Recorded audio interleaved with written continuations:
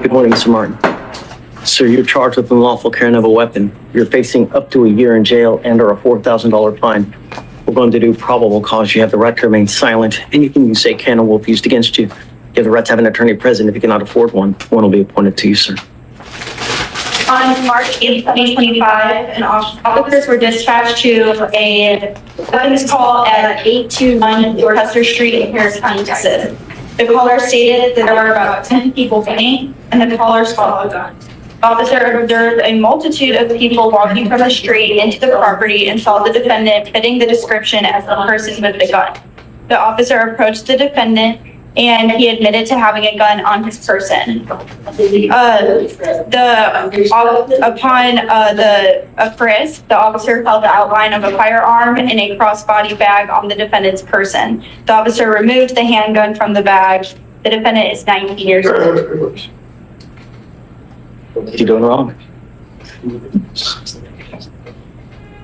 How are you? Hold on. All right, I'm going to find no probable cause in your case, Mr. Martin. Be careful. You know, you're 19, you have a gun. God forbid you use it. Put yourself in such a deep hole. You know, really. Go to school, get some knowledge, get a good job. You'll get a ton of money, and then life's great. Life sucks without money. I promise you. Don't end up in a hole, hang out with dogs, because all you're going to do is get fleas, you know? Take a seat, please. Joseph Martin? Yes, sir. So, Mr. Martin, you have a total of 4 open cases. You're charged with 4 counts of assault. We're going to do probable cause. You have the right to remain silent. Anything you say can and will be used against you. You have the right to have an attorney present. If you cannot afford one, one will be appointed to you, sir. On March 8th, 2025, officers were dispatched to 4527 Perry Street in Houston, Texas, in Harris County, regarding an assault. The complainant, Hayes, stated that she was in a verbal argument with the defendant, and that led to her being pushed by the defendant. Complainant Hayes said that she hurt her hand due to being pushed into a car with the defendant, and that she felt pain. The complainant, McDaniel, then stated that she confronted the defendant to see if her friend getting assaulted by the defendant. The defendant then started swinging and struck the back of Daniel's head, and that complainant felt pain as well. Complainant Powell then stated that she was assaulted by the defendant due to also trying to defend her friend, complainant Hayes. Complainant Powell says that he approached them to confront the defendant. The defendant just started swinging and that she got struck by the defendant. Complainant Powell stated that she was not recall how that she was hit, but that she felt pain. Complainant Martin stated that she knows the defendant from school and they both attend TSU. The complainant Martin stated that she was trying to calm the defendant down but does not remember the physical assault due to her being knocked out unconscious by the defendant. Complainant Martin felt pain. A witness stated that she saw the whole incident and saw that the defendant was arguing with complainant Hayes and that the defendant started pushing complainant Hayes into a vehicle. Complainant Martin was then trying to de-escalate the situation and stated that when she saw complainant Martin get struck by the defendant and get knocked unconscious for approximately 2 minutes. Is that number 3 or 2? That's 4. That's the 4th. That's the 4th, Your Honor. The witness then stated that she saw the defendant punch complainant Martin on the left side of the face. The defendant admitted to being involved in the physical altercation with the complainant and pushing them away. The complainant 2 had a knot on the back of her head. Complainant 3 had a small swelling on the left side of her face. And complainant 4 had small swelling under her left eye and transported to the hospital due to being unconscious. All this happens at TSU? It is. It was a party, yes, Your Honor. Mr. Martin, I'm going to find that there's probable cause to go forward with your case. I'm now barring you from going to TSU. Yes, sir. I'm barring you now from going to TSU. Oh. I'm also ordering you as a condition of your bond not to have any contact with any of the complaining witnesses in this case, not to consume alcohol, illegal drugs, not to be in possession of weapons. If I find that you're a danger to my community, I will do everything in my power to take you off the street. Do you understand? Sir, I understand.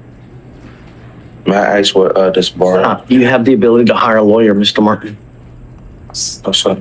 You work. Yes, sir. I'll have you fill out an application. Deputy Miranda will give you an application. I'll see whether you qualify for an appointed lawyer. I'm going to have you sign a receipt with Victoria, then I'll have you meet with Felicia for your bond conditions. Life is way too short to sit in a box that's 6x9, man. Keep my city safe, otherwise it's going to go sideways real quick. You understand? Yes, sir, I understand. Okay, come on. Thank you. I'll go. City. Yes, sir. Hi, I'm here on Mr. John C. Joseph.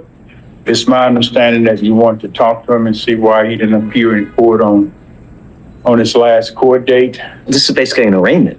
Yes, sir. I understand that we were going to do it as an arraignment. He's been AWOL. It's now 350 days old. Mr. Joseph, you're charged with 2 cases. You're charged with burglary of a motor vehicle. You're charged with unlawful carrying of a weapon. Your cases are now 352 days old. It's time to decide what we're going to do. Do you have offers on these cases?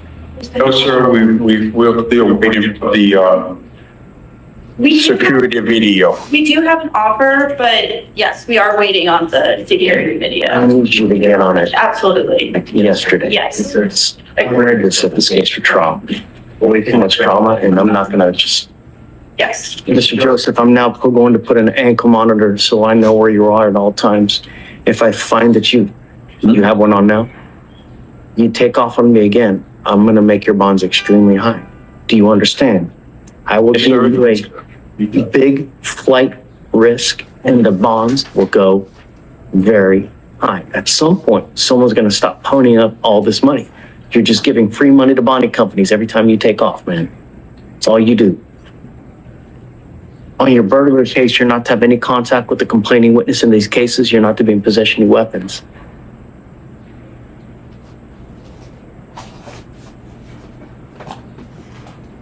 Judge, did you say you already have something going on?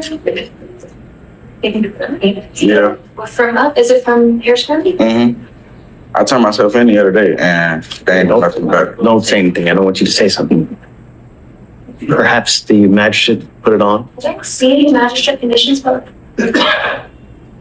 He's got 2 cases. Look at the other one, please. here of them were supervising an ankle monitor report. We had one on him back in April of last year, but we haven't been supervising it since June due to the warrant. All right, I want to go back to the original bond conditions that had a curfew with the monitor on now. No alcohol, no dope. What do you do with yourself these days, Mr. Johnson? Mr. Joseph?